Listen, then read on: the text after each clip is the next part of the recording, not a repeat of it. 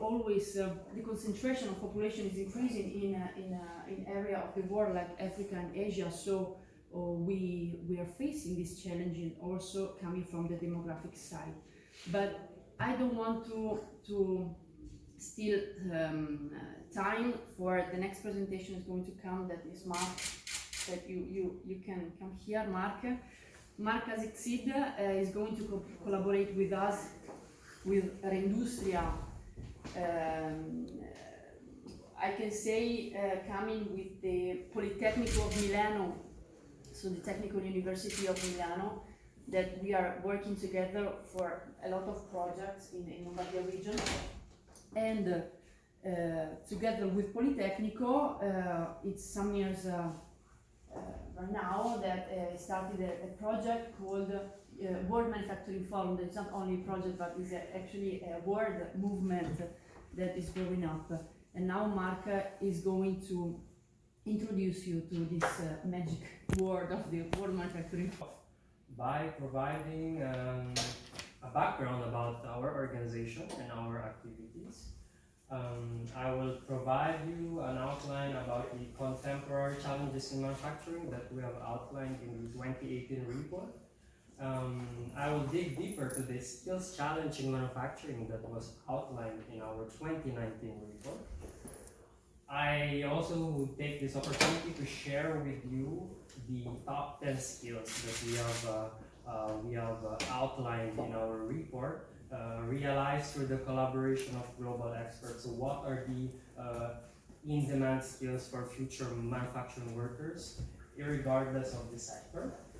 We also outlined some key recommendations for different manufacturing stakeholders on how they could promote a skilled and educated workers. So the first section basically sets the tone for discussion about our main theme for today, which is to answer some key questions on the role of networks and partnerships in attracting and sustaining talents. So what are the main actions that regional networks or clusters can do to attract and sustain talents? Which actionable actions can be done to attract young people towards the sector? And finally, how do we involve organizations or youth organizations to promote manufacturing to their peers and attract further talents into the sector? Okay, I just add that it's a very rich presentation. You will see in the middle we will stop and make just a short break in order then to start the conversation and the interaction together with the key questions.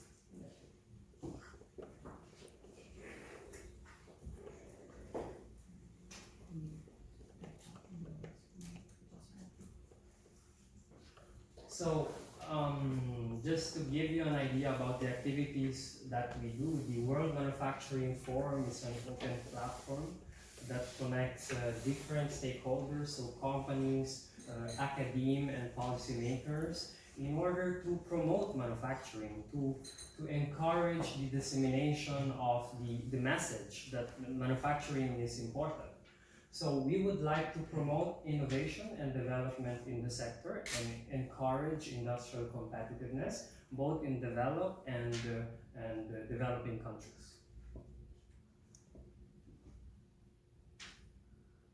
Of course, we reach our mission through the collaboration with important strategic organizations. We are founded by Confindustria Lombardia, which is the largest business association in the Lombardy region, which is also one of the most important economic centers in Europe. We are also founded by IMS International. It's an industry-led organization that supports startups in the United States. And we have the support from Politecnico di Milano, the largest technical university in Italy. We are financially supported by the Lombardy region. We have the political endorsement by the European Commission. We actually started as a European project for the Horizon 2020 scheme. And we started as a formal organization last year, so we can focus on really reaching out to different stakeholders through our activities. We are endorsed by the Government of Canada, the Italian Trade Agency, and we also have we have signed a joint declaration with the United Nations Industrial Development Organization to jointly devise actions that would promote competitiveness in manufacturing sector, especially in developing countries.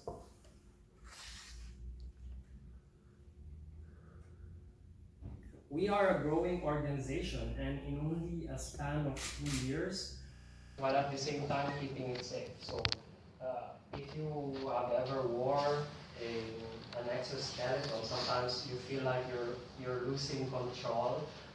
But the main idea from this skill is that we should be empowering workers, but also they should know that they should trust technology, and they can intervene obviously if the need arises.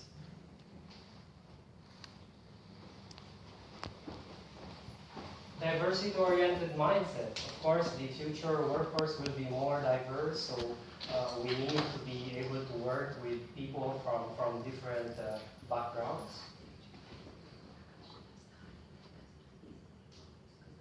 We have mentioned the importance of data mindfulness, and of course, this should be embedded in organizational culture. Ability to handle increasing complexity, so being able to balance conflicting requirements, for example, the environmental aspect of a task, the process efficiency, and the economic consequences of a project. So these workers should be able to work and manage these complex, multiple, and sometimes conflicting sets of tasks. Of course, workers should be able to do it without feeling overwhelmed, distracted, or feeling unproductive, because they feel that they are blocked by this increasing complexity. Effective communication skills. So in general, empathy with fellow workers. So being able to explain something to a co-worker, being able to understand and grasp in a quick way instructions from another person. So that's there's the interaction there. And of course, working with technologies to improve the communications between different actors. And finally, and very important, is our open-mindedness towards constant change and transformation skills that constantly question the status quo. So, future manufacturing workers should be able to scrutinize every aspect of their work life and strive to augment or change them for the better. So this skill maybe is a bit hard to really teach because it's a mindset, but of course the commitment from top management is very necessary, and explaining to workers the opportunities of change in general.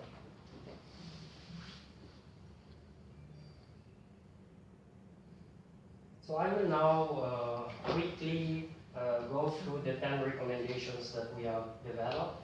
The first one is to create a manufacturing market with a lifelong learning initiative to engage in training. Many times workers feel like training should be given to them, but in reality nowadays there are so many opportunities for you to proactively train and improve your skill sets. Of course, it is important to explain to workers the benefits of training, so creating also personal and professional incentives for workers, such as higher pay, for example, recognition, accreditations, etc.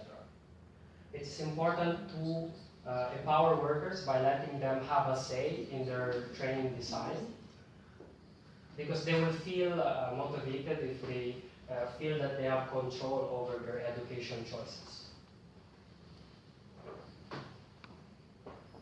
increase investment in workforce education to reach the full potential of new technologies. The challenge for companies is to do something, to start with something. It doesn't have to be something big, but we can also start with smaller steps and ultimately trying to scale it.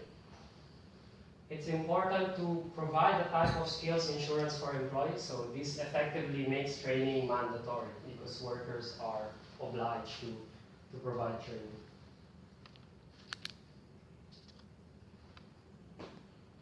So the challenge for policymakers is to enact policies that promote manufacturing workforce education and training. So this can be done through tax incentives, subsidies, and individual credits. Some examples include France, for example, and Singapore, which provide subsidies to workers to engage in training at any point of their professional career. It's important that in the development of these strategies, all relevant stakeholders are consulted. And it's also important that after developing these initiatives, you actually promote them so people know that these kinds of projects and benefits or incentives exist. Excite people to pursue careers in manufacturing. So promote manufacturing as a very fast-moving and dynamic sector. And later on, we will also discuss how can we actually reach out to young people early on through different engaging activities. It is important not only to educate young people, but also teachers and parents, because teachers and parents can have a substantial influence to these young people regarding their career choices. It's important to develop new profiles which emphasize both technical and generalist skills. So strong engineering skills complemented by more general and transversal skills. And for those who specialize in something, it's also important to be reminded that your skill has an expiration date. So you're only an expert on something up to a certain time. And after that, you will need to learn again, to upgrade your existing skill sets. And of course, the manufacturing of the future will emphasize the importance of generalist know-how because we will have to work with different teams, not only on the area that we are specialized with. And we can leverage on technology to expand our generalist know-how, such as online courses, etc.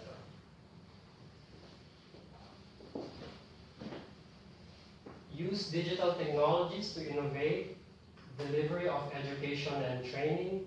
So using collaborative platforms, for example, to share knowledge and best practices. I think it's very important to really have a platform where actors can share what they are doing differently. And so other or colleagues or peers can be inspired about what kind of actions they can do. Of course, augmenting those initiatives according to the realities or specifications or characteristics of the organization. We can use technology to help overcome physical, cognitive, and other barriers to learning. We already mentioned exoskeletons for older workers, but I think it's also important that we use technology to make learning more enjoyable and manageable. Let's say digital natives and millennials. They don't want to be overwhelmed with too much information. They want bite-sized learning instruction. So the use of mini videos, for example, will help them feel more engaged, but at the same time not overwhelmed. So use technology to make learning more compatible with changing lifestyle.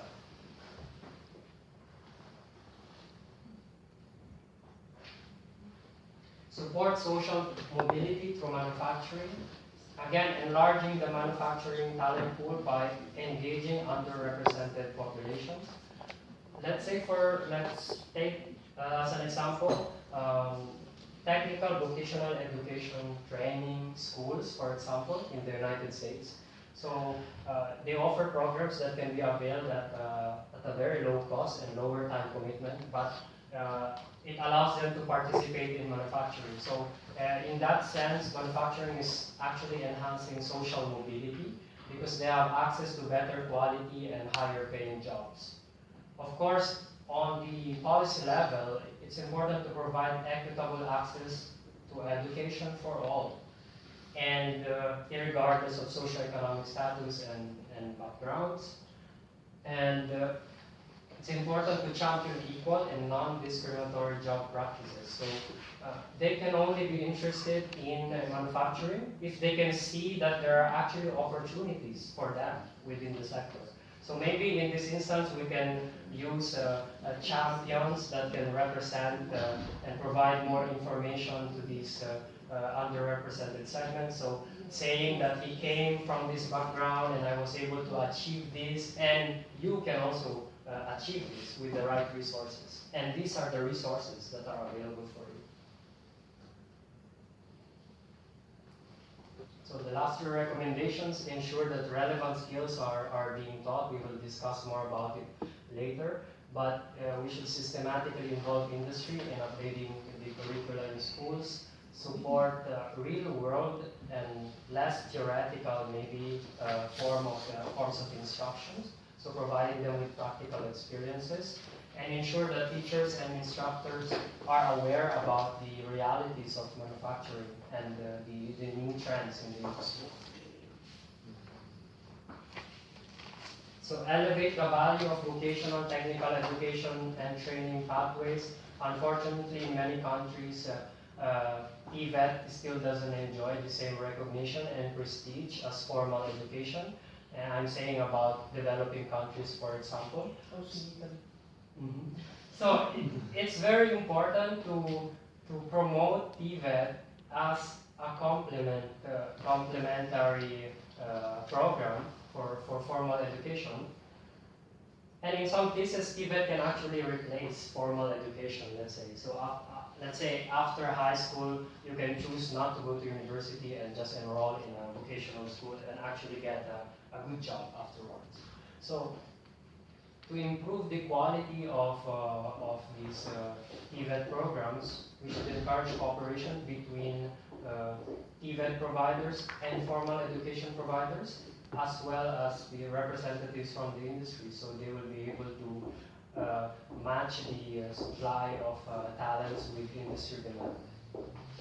And finally, we should increase the quality of vocational training related jobs. So if they see that going to TVET results to a nice and good paying job, they would be encouraged to avail these programs. Yes. So to close the presentation, the first part of the presentation, we should foster collaboration to address skills development needs. So it's high time to realize that the skills gaps challenge in manufacturing is an industry challenge. So we should set aside competition and start to cooperate on industry-wide skills initiatives. Again, we should have a platform to share knowledge and best practices on workforce education. And we can also harness the potential of industry and trade associations to promote skills development, because they can make training more available to certain groups, such as SMEs, for example, or freelance workers. So freelance workers, when they don't work for a particular company, they still have access to the resources to upgrade their existing skill sets. Okay, Mark, thank you for this high level and inspirational speech.